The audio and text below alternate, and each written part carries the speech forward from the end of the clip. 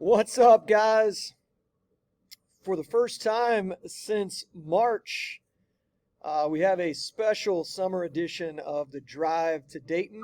We're kind of crawling to Dayton at this point. Um, lot has happened. We've crowned a national champion in college basketball. We got an NBA champion.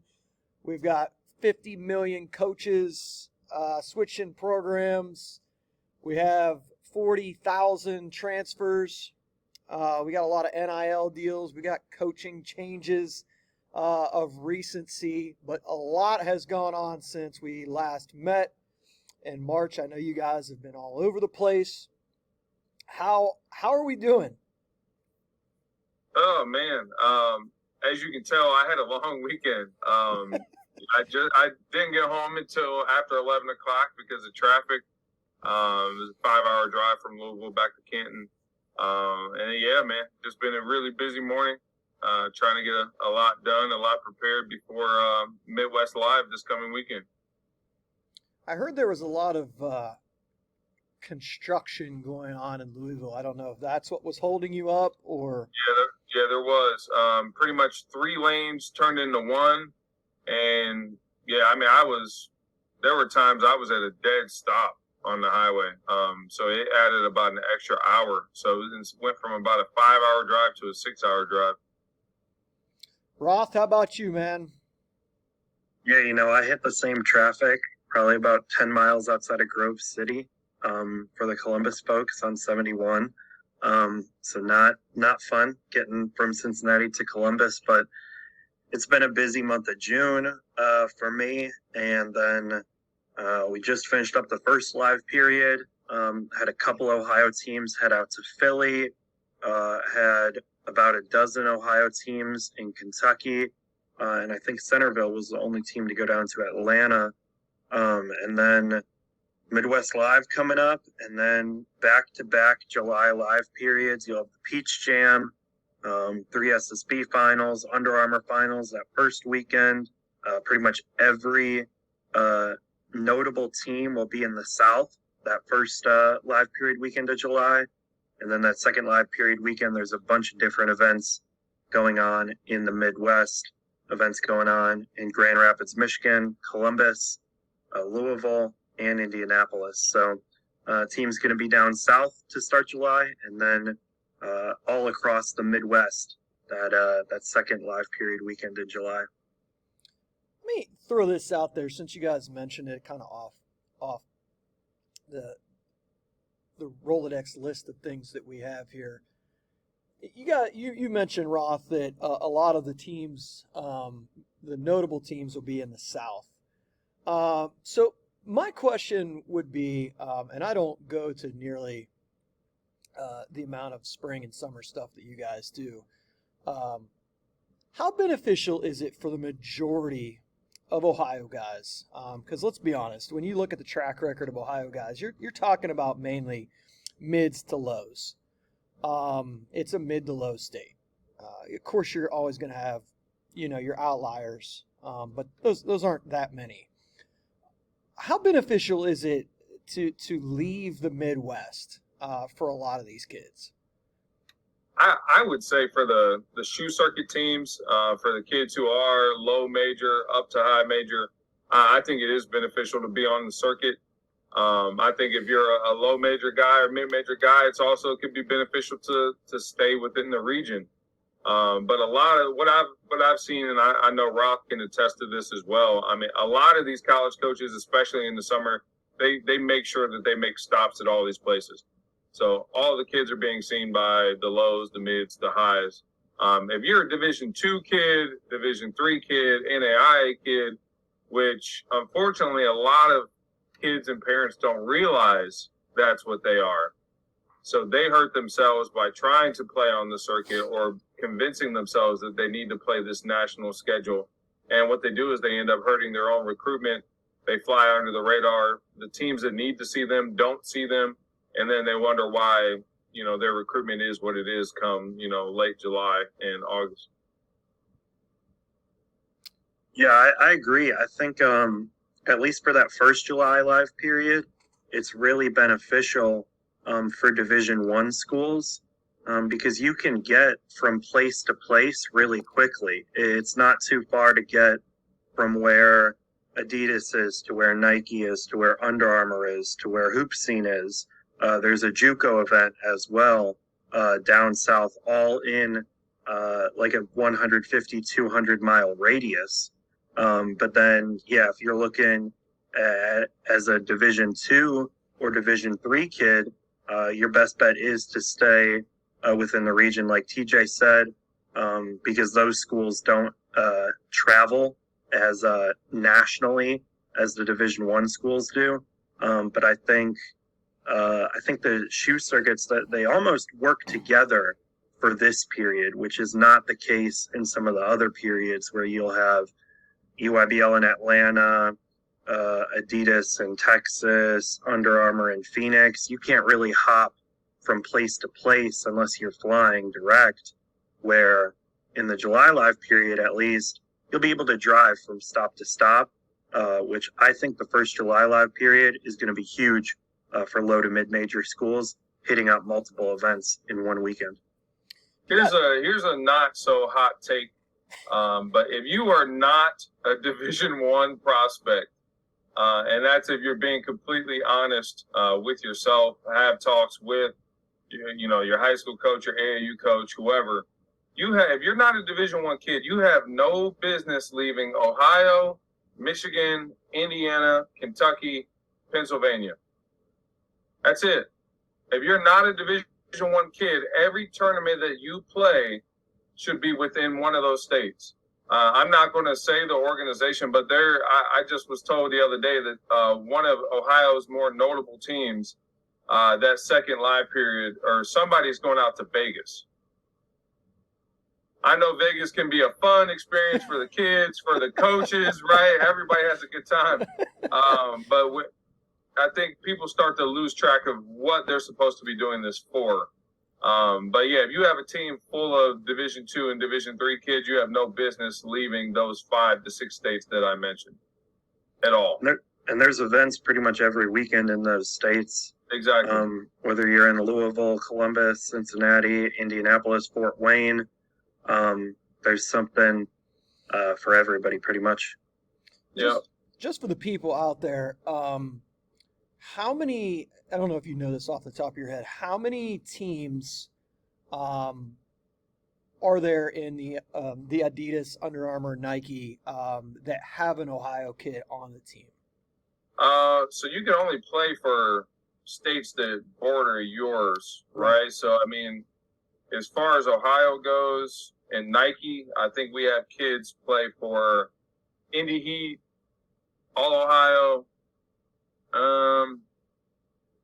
We have nobody on the family, nobody on Mean Streets, nobody playing for any of the PA teams in Nike. So I think with Nike, it might just be Indy Heat and All Ohio.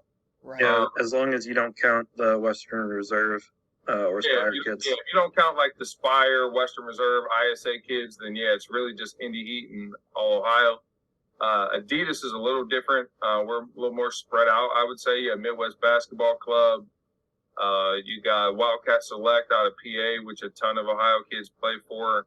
You have all the Adidas Gold teams, which typically follow the 3 SSB teams in terms of like the city and location. So Adidas is a little more spread out because then you got some kids play for Indiana Elite as well. So yeah, Adidas is a little more spread out. Nike is kind of more concentrated. As far as Under Armour goes, we don't have anybody on Under Armour's top league, which is the UA Association. But we do have 2 teams on their second tier, which is the UA Rise, which for right now is OBC, who left Adidas for UA Rise, and Nova Village with Andreas James, who has been, with Under Armour for quite some time now. Yeah, and also Phenom United, another Adidas squad. New Ohio team, ran by Daryl Peterson. Team Phenom United plays on the Adidas 3 SSB circuit. So, yeah, and they so I want to say, don't quote me on this, but I believe they merged with Power Circle, which was a team out of Kentucky. So a lot of their teams are just Kentucky, Ohio kids because they just combined. They took the top kids from Kentucky, with the top available Ohio kids, put them together. That's how you got a lot of the team Phenom United teams. Yeah, that's quite. Adidas obviously is the one where the more of the Ohio guys are. Want to give a shout out the founder of Nova Village, which Andreas James runs now, Calvin Booth. When I was going heavy in it, Calvin was starting up Nova Village. Obviously, he just won a world championship as his GM with the Denver Nuggets. So kudos to the Groveport Madison grad. An incredible job of helping put together that championship roster. And always want to make sure that we tie in those Ohio guys out there doing great things apart from the high school game. Right now, a hot topic before we get into the things that we got here. The West Virginia men's basketball team. And look, I don't, you know me, I don't want to get into the Huggins stuff. I never want to make light or make, of somebody's shortcomings. It is what it is. People know the story. But let's talk about just strictly from where they are as a program right now. Obviously, they're going to have to move forward. Do you guys see this as a hire where you're hiring for the long term, or do you guys see this as a hire of let's try to hold on to the work that they did in the transfer portal, which was high quality work, putting that roster together. They were going to be very, very good. Where do you guys see this landing? That's a great question. I think there's a ton of moving parts. I've heard a lot behind the scenes in regards to a few of the suggestions that the players together have made and have given to the AD. There also seems to be, I guess, a recommendation made by the money guys behind the scenes. So it will be very interesting to see which direction the athletic director goes. And as a result of that choice, will the guys, the transfers stay? Because I've been told that the guys who came via the transfer portal will have the option to go back in the portal. So I think a lot of it will be depending on who they hire.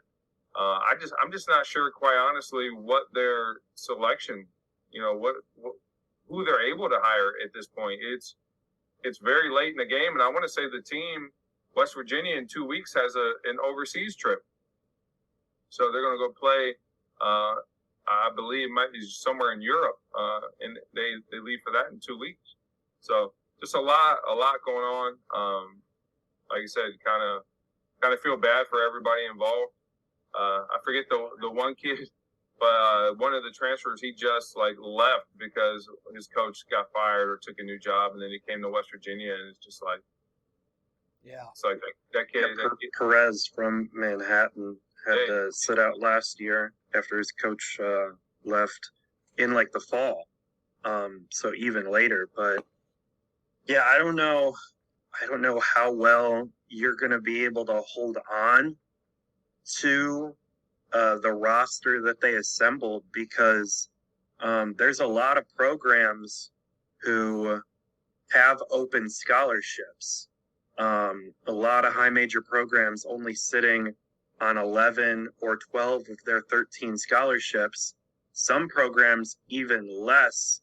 A school not too far from where me and TJ were last weekend, I'm sure, has a lot of resources, and there aren't many players that are high major quality still looking for homes. So if the West Virginia kids entered the portal, they would be very, very, very valuable in the NIL market. And I would imagine it would be hard for West Virginia to be able to match that and keep them with a new coach. So you can try to keep together this roster that looked like it was top 25 on paper, but I don't know. I think building for the future, either hiring an interim or just getting a new coach and making it a year zero is probably the best case for West Virginia, because it's just so late in the cycle.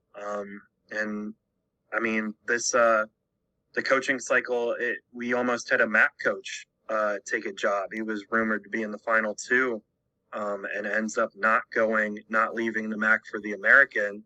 And that would have been super late in the game to make a coaching change as well. So, yeah, you wanna have your ducks in a row as early as possible, or else you're going to be playing behind the eight ball, and really just undermanned. If this goes the wrong way for West Virginia and they lose a lot of guys to the portal, they could like not have the bodies to really compete at a high major level competitively. Yeah, as a guy that you guys know where I grew up, right there on that Ohio West Virginia border. You had a lot of people from my hometown that were, huge West Virginia Mountaineer fans. It was probably 50-50 with Ohio State, and even some Pitt fans and Penn State in my area. But I've always said this with West Virginia. I've marveled at the job that some of these guys have done, whether it's in basketball or football in that state, because as you both well know, it's not a state where you can recruit the state as far as like high school talent. Like every now and again, yeah, you might get like, a outlier for the state, but more than likely, you're recruiting out of the state of West Virginia. And you look at the state right next to you, Ohio.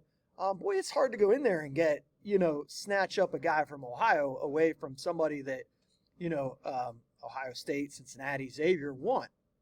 But with West Virginia, I've heard names like Calhoun, and sure, yeah, he knows the landscape of Morgantown, and he's been there before. And I think, from just putting a program together like he's done at Youngstown State has been phenomenal. But it's like West Virginia, you almost have to have like this, like Huggins was a brand in himself.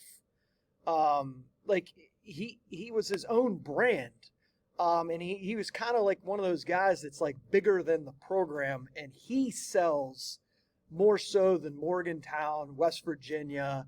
Obviously, this NIL thing has helped with them getting, some of these transfers in there. But I feel like at a place like West Virginia, a guy like Huggins was a brand himself, and he was able to keep that thing, because they're in the Big 12, man, and for years, like, money did not do them any justice putting them in the Big 12, where every trip for them is a haul.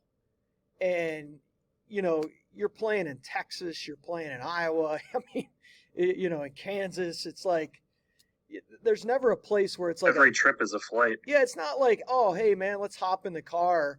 Us, some of them crazy Mountie fans maybe, but it's just I don't know. I just wanted to toss it out to you because I thought it's a an interesting situation that they're in right now, and I'll be interested to see which direction they go. But let's jump into the high school stuff here.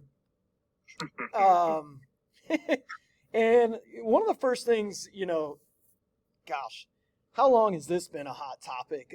Transfers. Obviously there's a lot of moving parts going on, and still we probably haven't seen the end of it.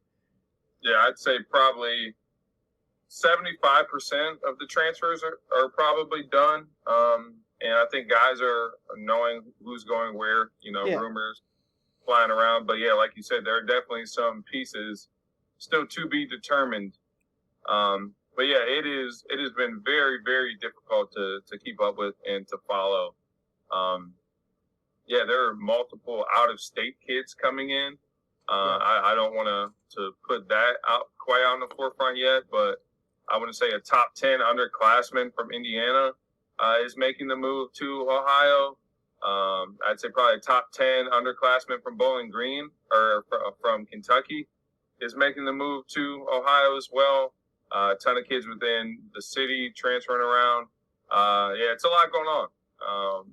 And I think there'll be a lot of new but familiar faces come November and December. Let me throw this out to you guys as far as the transfers go, because I have a theory and try to base it on facts. In high school basketball, like talking specifically Ohio, I feel like transfers impact the smaller divisions far more than they do like in the Division I ranks. You look at you go back through the teams that have won the Division I state championship, and there's not a lot of teams you can go back through the history and go, oh yeah, these guys just put a collection of talent together and ended up winning the championship. In Division I feel like it's more about like everybody's got talent. It's got to be about the culture. It's got to be about how well guys play together. But down in Division 3 and 4, you get, a guy or two in, and that completely can change the landscape of the division. No question. There's just not nearly as much parity at those levels. And right. I think if you look at like the talent gap between the best Division I team and the worst Division I team, it's a significant gap, right?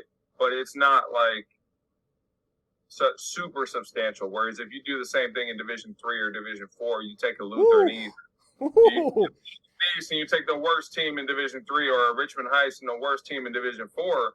I'm not exaggerating when I say those might be 100-point games. Yeah, you see it in the tournament in those first couple of rounds. I would absolutely agree. I think you could. I'm curious now to look back through the last 15 or so Division I state champions, and just to see how many of those guys did have significant move-ins, whether they were kids from out of state or kids within Ohio. So. Well, you saw this year, Centerville has a couple of guys come in, 3, I think. You had Mongolian Mike, you had Powell, and you had O'Connor. Yep. And that doesn't guarantee, I'll take that core of Cups, House, and Rolfe, guys that have been together for a lot longer. I just feel like if the talent's about equal, and I'm going to take those guys that have been together for a longer time. So getting those guys in Division I, and obviously St. V, and when they're in Division II, have been able to do some stuff with the transfers. But 3 and 4 is heavy. Is there a couple of guys out there that it's kind of official, unofficial, official on the books that you see making a huge impact on their new team? There was a team I saw down at University of Dayton team camp, and that's Kettering Alter. They got to transfer R.J. Greer, who is the son of Ricardo Greer, who's the associate head coach at UD. He was a former standout at Pitt, phenomenal guy. But his kid is a rising junior. Like I said, R.J. Greer, 6'4" wing, highly coveted right now between, mid-major and high-major programs alike. Big time shooter, whether it's off the catch or off the move. One of the better shooters in Ohio. I'd say probably one of the better shooters in the Midwest. And just within Alter's system, I got a chance to watch 3 of their games a few weeks ago, and they're phenomenal. I think last year with Alter's team, you had really good guard play, with Anthony Ruffalo, Lean, some of those other guys. But I think this group, it's going to be much different because they have a lot of length, a lot of versatility. So Charlie Ewell, 6'7", 6'8" junior, is back. Matthew, is it Lun or Lunny? He's a 6'6", 6'7" rising junior. Didn't play a ton last year, but will be in the rotation this year. Brady Connor, who's the younger brother of Jacob Connor, who's currently at Marshall. He's a 6'5", 6'6", versatile forward. Has some similar traits to his brother. Then you add R.J. Greer, 2 senior guards that came back. They have a good group. I was pleasantly surprised by just their skill set, versatility, and they run phenomenal stuff. Especially in June, it was refreshing to watch them play, just to see how prepared they were, and just the chemistry and the camaraderie that those guys had already. Especially when you consider the fact that a good amount of those guys I just said weren't really in the rotation last year. Roth, have you seen anybody out there that you see making a big difference? I think that a couple champions of their respective either conference or state champions are sort of reloading, starting in your neck of the woods, Stubbs. In Columbus, the reigning City League champs, Northland, they picked up Nehemiah McMorris, physical center, very athletic, going to be really tough to stop in the Columbus City League, and will also help Northland when they play against OCC schools and other out-of-area teams that are talented. I think he's going to have a big year next to King Kendrick. And I haven't seen this team play yet this summer, but Buchtel picks up Zevin Gadsden, who was previously at Firestone.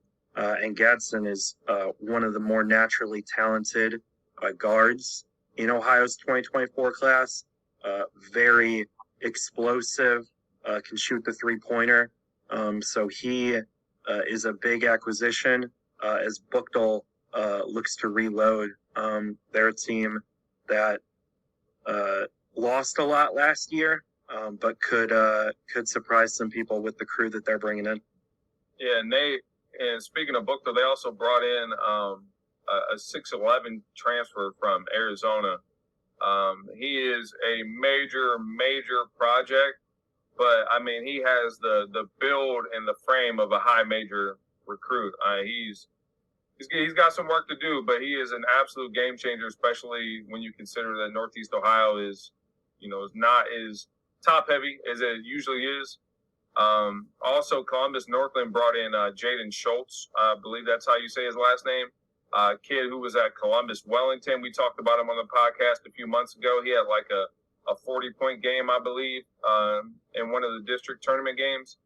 He also came in along with McMorris as well. There are a ton of transfers. I want to say Kenyon Giles from Cleveland Rhodes, who notably had like a 40-point game against Menor last season. He is now at Maple Heights. Carter Jackson, who has been a 3-year starter at St. Ignatius. He is now at Garfield Heights. So Sonny kind of loads up there, along with another really talented underclassman named Braylon Langley, he's a rising sophomore, 6'7", 6'8" kid out of Evansville, Indiana. He is, to the guys I've spoken with, he was one of the top 10 probably kids in that class in Indiana. So that's a huge get for Sonny as well, and a guy that's going to be around for the next 3 years to play alongside Marcus Johnson. So what you're saying is the former St. Ignatius backcourt is now being reunited. They are being reunited. And they played middle school together. So Carter Jackson and C.J. Little, both originally from Solon, went to St. Ignatius as freshmen, and then they are now back together at Garfield Heights. I think a lot of people are kind of looking at Ignatius as, oh, you lost these guys. But I think they're in for a rude awakening when they watch the Wildcats play. Senior Jack Saponik is probably one of the more underrated guys in Northeast Ohio right now. 5'11", 6-foot guard, has had a phenomenal summer. Quinn Wilkie, who had a shoulder injury, missed 95% of the season last year. I believe he only played 4 games. He's back and playing his best basketball. He's coming off of a monster spring with the Ohio Buckets. You look at Damon Fryery, Sam Springer, Reese Robinson, Michael Lamoran, Matthew Ellis. The St. Ignatius, there's no shortage of talent over at Ignatius. I think Cam Joyce is going to be a key player once again in Division I, and I wouldn't be shocked if they made a trip down to Dayton again. Yeah, totally echo TJ's thoughts there about the Wildcats.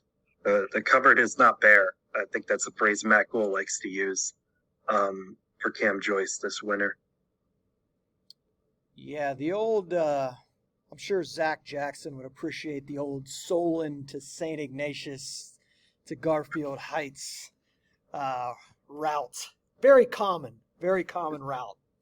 Zach has a tweet about once a year that just makes me fall out of my chair, man. Yeah. He's not a high usage guy, but he hits when he hits. Yeah. He's phenomenal, man. Yeah, and I'm sure there are a handful of transfers I'm sure that we're probably missing. I'm trying to. Stubbs, your boys lost a key piece. Yeah. If you're referring to McKinney, is that who you're referring to? Yeah, Xavier McKinney. Reynoldsburg, yeah, that was huge. A kid that played some big minutes for Pick Central's state runner-up team this year.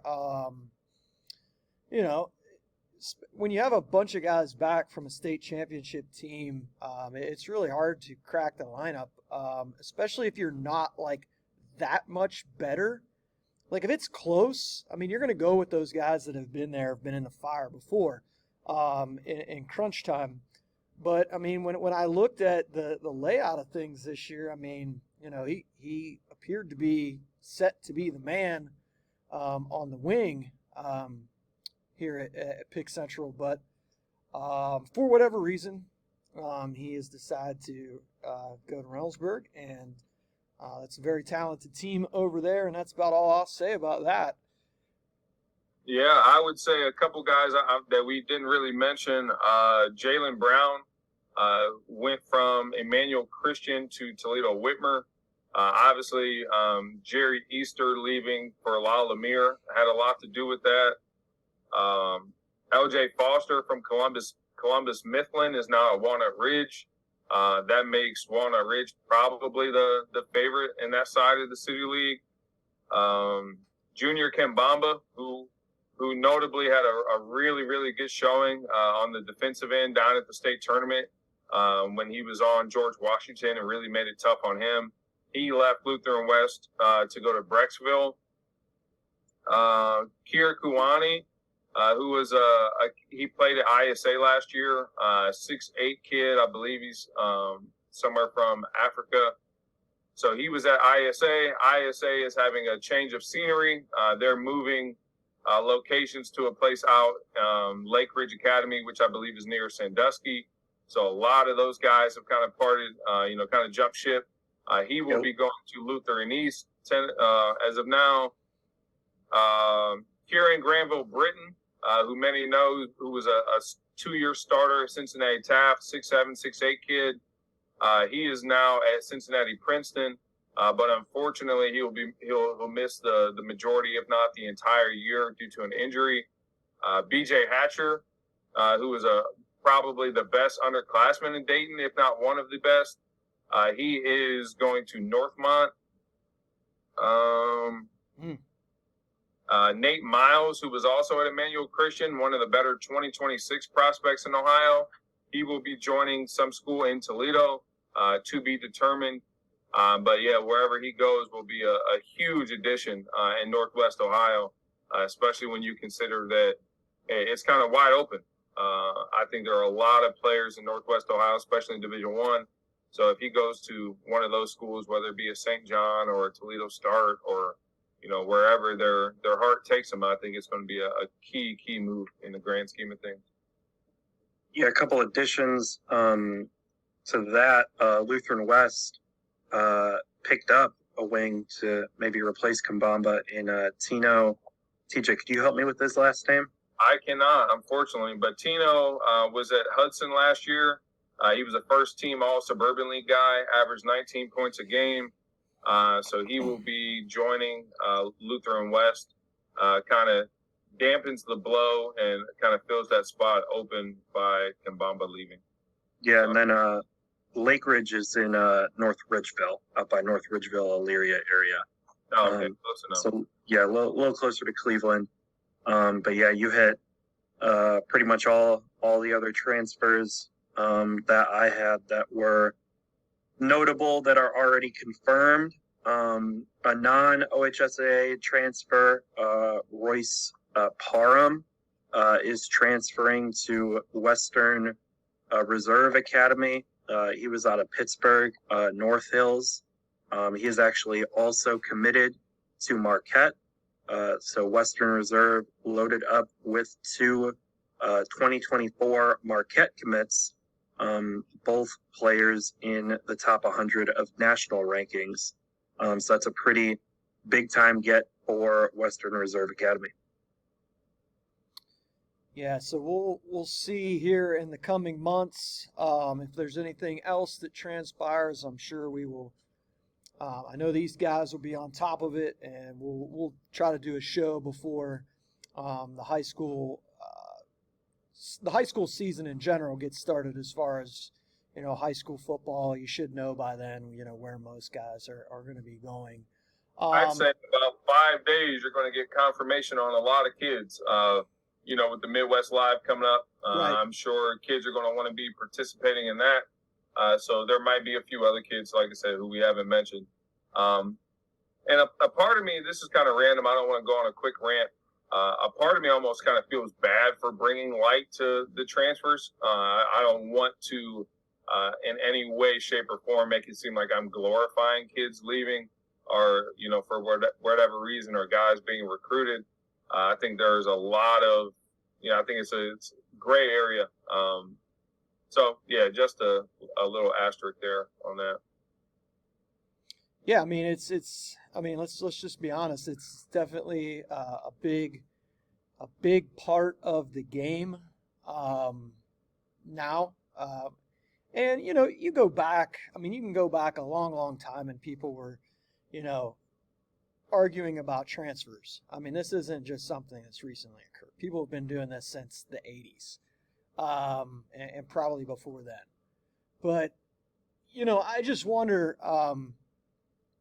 You're going to see more and more of this as, the college just craziness of that transfer portal. And then if NIL ever comes to the high school ranks, oh my goodness, it will be. Yeah, it's coming. It's just a matter of when. Yeah, it'll make that's another thing that will play a role in more and more kids going to different places. I have no doubt about it. Was that even? I know we're running. I think we're less than a minute, but do either one of you guys know if that was even close to passing in Ohio? I don't believe so. It was voted on. Yeah, I don't believe it was like extremely close by any means. Okay. So let's take a quick break here, and then we got a couple other topics we want to get through, and then we'll wrap it up. All right, welcome back to a special edition of the Drive to Dayton, a summer edition. We've been talking all kind of stuff from the West Virginia basketball situation to different live periods, the transfers. Let's talk now real quickly about some of the top June performers you guys have seen so far. Some guys maybe that have, elevated their stock a little bit. I'll start first, just because it's fresh on my mind. Eric Mahaffey from Cincinnati Moeller. I'm sure some people are aware his older brother Evan Mahaffey, who just transferred into Ohio State. But Eric is a 6'4" wing, really, really intriguing. He's got great measurements with his length and athleticism. He has a phenomenal feel playing with the basketball. He is an improving shooter, and he's made a huge jump, I would say, in the last few months. And he caught the eyes of plenty of programs this weekend, from low major all the way up to some mid-major programs. So do not be shocked if there is a major uptick in Eric Mahaffey's recruitment over the next few months, especially with the second live period coming up this weekend. I got a couple kids, two 2024s, who seem to have taken a leap. First off, Colin White. He's been a name around the Midwest for a while now. But what I thought his biggest improvement was smoothing out his jumper. It's a more fluid release. He's getting it off quicker, and he's shooting a three ball at a higher percentage, both for Indiana Elite and Ottawa Glandorf than we've seen previously, really establishing himself as a high major target. Another kid, Jesse Burris, he has been a very big riser this spring, playing for Midwest Basketball Club on the 3SSB circuit. Also was impressive at Ohio State's team camp. He's likely to attract a lot of mid-major plus, and high major programs at Midwest Live. I think Delaware Hayes could be a sleeper in Columbus. I'll say this. I watched them quite a bit down at both the Ohio State team camp and a few times at Dayton's team camp. I don't know if Delaware Hayes is a sleeper. I think they are wide awake, and I think they are very clearly a top 5 team in Columbus. One of the better teams. A lot of the younger guys, they have 2 sophomores. I'm blanking on their names. One kid's last name may be Griggs. Yep. Is that name? And then Chase Griggs is a 2026. Yeah, rising sophomore. Then there was another kid. I forget his name, but both those guys seem to be playing with a little bit more confidence. They're a year older. Jake Lohman has been really, really good this month. He's also the quarterback for Delaware Hayes. You kind of already mentioned Jesse Burris and his rise. But, yeah, they look like a team that's ready to make a jump. I would say 2 kids that really caught my eye. Nico Bundalo from Uniontown Green. The talent has always been there with Nico. I don't think that has been very much up for debate in terms of the basketball side of things. He's made a big improvement in terms of his motor. He's a kid. He picked up almost a dozen high major offers from the 2 April live periods. Another kid that me and Roth have both been pretty high on is a kid named Tommy Clark, 6'2" guard wing out of Kings in the Cincinnati area. A big time athlete for his size. Shoots a phenomenal ball off the catch or off the dribble. He's a kid who's definitely on the rise. Ethan Greenberg from Centerville, I thought has been great this month. I think with them losing a few key pieces in that 2023 class, I think both Ethan and Eli Greenberg will see a major increase in production and in their roles. Braden Gross from Louisville, he has been high level in the few games I've watched. And Louisville looks like a team that could be it's tricky because we spoke about culture earlier, right? And Coach Tom Siegfried has a great culture. He's a great X and O's guy. His team's running phenomenal stuff right now. They're over prepared for the month of June. I think while other teams are still trying to figure it out, Louisville damn near looks like they're in mid-season form. And Braden Gross is a kid who, like I said, is a guy that not a lot of people in Northeast Ohio are familiar with, but they will be. Yeah, TJ, you keep taking my 2025 guys. I had both Gross and Greenberg, but I got 2 more here. Devin Brown at Olentangy Orange. They graduated a trio of Division II senior guards. But I think with Brown being the leader on this team, their JV team went unbeaten. So they're going to have a bunch of guys who you didn't really see at the varsity level last year making an impact. Another kid, Miles Jackson at New Albany. New Albany has a new head coach, Tim Casey. And I was impressed watching them at the Ohio State team camp. Jackson's a 2025 wing guard. Has good feel for the game, solid athlete. He looks like a kid who could really take a leap this winter. And yeah, I also had Tommy Clark as well in the 2025 class. Another kid, Makai Leach, for Toledo Central Catholic. They have a bunch of young talent between Leach, Manny Johnson, and Isaiah Mack Russell. But Leach has 2 Division I offers from Toledo and College of Charleston, and has taken a step offensively, but Leach has always been a high motor, impact defensive player. So he's a guy who impressed not only with Toledo Central Catholic, but also with all Ohio Red. I would say last kid I want to give a mention to, he's also a 2025 kid, is Alex Kazanecki from Cincinnati Moeller.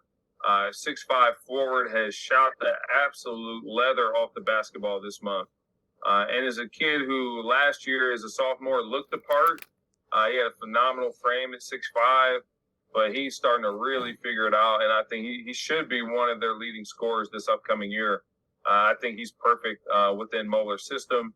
He's got great versatility with his size and his ability to stretch the floor. And another guy who I think he's been around for a few years. It's not a new name by any means, but Arness Lawson. I watched 2 games down at Xavier's team camp prior to him having I think it's a toe or a foot injury that sidelined him for a little while this month. But he was great. He showed a newfound confidence in his jumper, was really efficient as a rhythm shot maker, showed some ability to create space and knock down balls. If Arness Lawson is making shots at a high level and is able to consistently put together those kind of showings, I think he's a kid who's going to have a chance to sneak into potentially the high major level. Yeah, just to kind of wrap this up, I'm always impressed, by Coach Jason Bates over there at North. He does a really good job because a lot of times his teams are very undersized, especially to compete, and usually a very deep Central Ohio. Especially, when you're trying to go up against 6'7" Devin Royal, guys like that. I just love the way his guys compete. They play super hard. A lot of times he has guys that he has to share with the football team. But very tough program, they compete. They're really going to make it difficult on you. And they'll still run that flex. And he does a really good job with the personnel that he has there over for the North Panthers. One name, he maximizes his roster every year. Yep. I believe their center this year is going to be like 6'2", 6'3". But they just really tough, scrappy, physical. And I watched them a few times this month, and they competed in every single game that I watched. And when there was a gap in talent, they were right there. And I think with Columbus, Division I being as down as it's expected to be this coming year, I think Pig North has got as good a chance as anybody to really compete and make a run. Yeah, it's interesting, and it shows you sometimes it can be easier to coach guys with a little less talent, but maybe some guys that have some of that dog in them. Because you look at the one team that he had at North with Hunter, McNamara, the kid that went to Findlay. I forget his name. Wing, 6'4", 6'5", Wing, tough kid. Yeah, a real old team. But, they end up getting a monumental upset there that year. Mount Vernon knocked them out of the tournament. I think it was 2018. But that might be the biggest upset in Ohio since I've been around that I can remember. Yeah, just caught them on the wrong night. That was a super talented North team. But another name I wanted to mention that was not on here, I was able to see this guy in back-to-back weekends in 2 different settings. I saw him at the Crossroads Elite Camp in Indianapolis, and I saw him at the Ohio State team camp, and that was Landon Vanderwalker. Yep. From Northside Christian, another guy that his name is starting to surface more and more with the high major programs. Really liked what he did in 2 different settings. I know from talking to both of you guys, I feel like you guys both have a really good view on the month of June and kind of what you're looking at. You know, there's different ways to look at it. If you got a veteran team that runs a lot of stuff, you're going to look really good in June. Exactly. You are. You just are, because you've got your stuff together. And then there's teams, you know, like you look at a Pick Central, a bunch of new guys trying to just out there trying to figure out what parts fit. And, you know, yeah, you might be talented, but if you've never played at the varsity level, it's a totally different ballgame. So just trying to figure out those parts, and that's what a lot of teams are doing in June. But you can tell the teams that are old, and you know that they're going to be very good. They got a high floor, but, you know, maybe a lower ceiling. You know, when you talk about like a Louisville, you know, a school like that, you kind of know what you're going to get. But that's, you know, that's kind of the tricky thing about June. I don't think anybody is tracking wins in June. I hope not. I hope not. They shouldn't be, at least. Just from a guy who's, like I said, I see a ton of AAU ball, a ton of high school ball, June ball showcases. You know, you see a variety of basketball in different settings, like Kurt mentioned. And June is never good. I think if you go into June expecting to see good basketball, I think you're in for a rude awakening. I think the primary goal, based, you know, with the high school coaches I've talked to, is what do I have? What are my rotations look like? You know, how deep am I going to be? Which guys want to compete? And you're just trying to figure out, like you said, what you have. There's a lot of guys who, you know, they're missing football players, and they got guys playing that won't even probably really see the floor a lot during the season. So definitely not something to put a lot of stock into. But it is nice to see which kids have made a jump, which teams are kind of looking a little, you know, ahead of schedule and things of that nature. So as far as freshmen go, every year there's all right. These gentlemen know at least once in a podcast that the disk space is going to fill up, and it did. So we're going to see if we can keep it rolling here for a little bit longer. We were in the midst of talking about some of those impact rising freshmen that are coming up. So I'll start with you, TJ.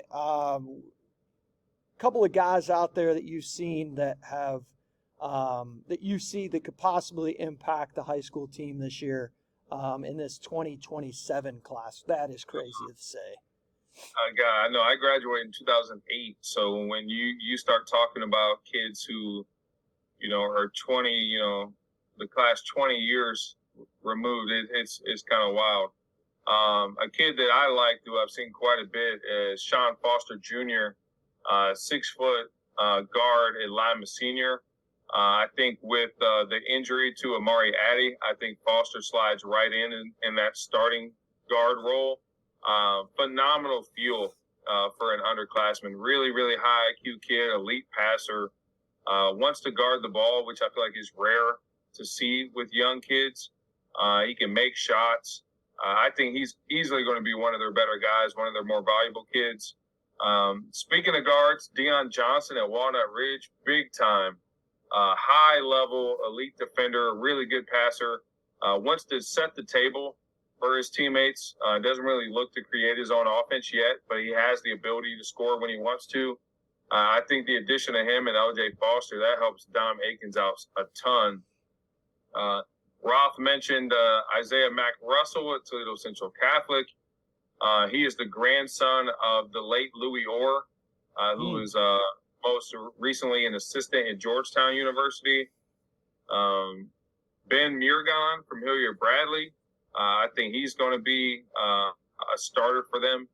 And he's a high IQ kid, shoots the cover off the ball, shoots a really good basketball. Another kid that I'm going to mention is Griffin Starks from Cincinnati Anderson. He's the younger brother of Chandler Starks, who you guys can help me out with this, who committed where for football? West Virginia. So his younger brother is built quite the opposite of Chandler, where Chandler was built like a truck. Griffin Starks is built more like a limousine. Long, 6'7" forward who has a ton of versatility. But I'll tell you right now, the last kid I'm going to mention, he is quite possibly the number one kid in Ohio in this class, and arguably one of the better long-term prospects that I've seen in the 8-9 years that I've been around, and that's a kid named Lincoln Cosby at Lakota West. He moved here to Cincinnati from the either Nashville or Memphis, Tennessee area, and if he puts it all together, look out. I think you're looking at one of the top kids in the country if all the stars align for him. And he joins Bryce Curry, who's an explosive, big-time athlete, 6'2", 6'3" guard. So I think with Cosby and Curry, Lakota West has a bright future if those guys stay put. Yeah, and a couple kids from Columbus, we mentioned a little bit, but Landon Evans at Pick Central. Also Tyson Perkins at Westerville North. He's another one. I haven't seen either of these kids, but Ursuline is supposed to have a pair of 2027 kids, including a coach's son. So there. Gunther, right? Jalen Gunther, yep. Yeah. Jace Ricardo, the 6'5" forward, is the other kid. Apparently, he played really well at one of Youngstown's elite camps and picked up an offer from the Penguins. So. Yeah, so those are TJ took a lot of the top names that I've seen, and then I'm sure we'll find out a lot more about these kids in December, January, and February. So got a good initial list, but that list is just going to keep growing and growing. Yeah, and there are quite a few kids that I haven't seen yet, but have heard really good things on. Give me one question, but I've heard that Maple Heights has a really good young guard. His name is King Young. Yep, King Young. He looks like he's going to be the starting point guard over there. Aiden Monroe at Lutheran East, 6'5" wing, who I have not seen but have heard really good things about. They told me that he potentially has a chance to be the best kid that they've had come through Lutheran East. So that says a lot, considering who they have on their roster and who they've had in the past. Sammy Dari, I believe is his name, 6'1" point guard, who's going to be at St. Ignatius. Antoine Pollard at Harvest Prep. Pharaoh Zaire, who's a big monster, 6'8" kid from Columbus International. Jeffrey Reynolds is an intriguing kid at Harvest Prep. Chris Hill at Garfield Heights. If it wasn't for Marcus Johnson, CJ Little, and all the upperclassmen that are ahead of him, he'd probably be a starting guard as a freshman for Sonny Johnson. He's going to be one of their first guys off the bench, play a really key role. I'm trying to think if there's anybody else. Jalen Mercer from Cincinnati Princeton. He's a high major football kid, but he's a big, strong body at 6'5", 6'6". He is going to be a phenomenal high school basketball player for as long as he plays. I think that would probably be it in terms of the kids that I've seen. One last kid to keep an eye on would be Noah Simpson at Lima Senior, who is the son of head coach Quincy Simpson. He has made sure that I'm aware of his son. And so definitely wanted to show some love and would be a kid to keep an eye on as well. Yeah, I was able to see Gunther a couple weeks ago in Indianapolis. Keith Gunther's son, the head coach at Ursuline, incredible feel for the game. He is, I'm guessing, going to get the keys to the car early there for the Irish, and he is a kid, if you're in the Youngstown area, you're going to want to see. And those, you got to think, man, I haven't seen him or the Jace Ricardo kid yet that they have. Mm-hmm. They're both freshmen. But you add those two to Deshaun Will, who was their starting guard last year, transfer, I believe. He came over from Campbell Memorial or Cardinal Mooney, one of the two. But really explosive pass-first kid. Jaden Payne, 6'6", 6'7" senior, who returns for them. He's getting some scholarship interest. They could be really good. Yeah. One, To Midwest Live this week. Correct. We got about 2 minutes left. TJ, I'll start with you. What are you most looking forward to this week in Sandusky? man, there are some big time matchups. I would say if you can't make it out for the whole weekend, I would say Saturday would be the best day to come. It's only $10 to get in as far as general admission, and it's 12 hours of basketball. You're going to see a lot of Ohio versus Michigan and Ohio versus Kentucky matchups. I would say the one game that I'm looking forward to the most would be Richmond Heights against Detroit Cass Tech. Cass Tech won. I'm not sure how Michigan does it, but they won the Division I state championship in Michigan. They have one of the better players in the country in Darius Acuff. Mm-hmm. They will be squaring off against Richmond Heights, who obviously is coming into next season as quite possibly the most talented team in Ohio.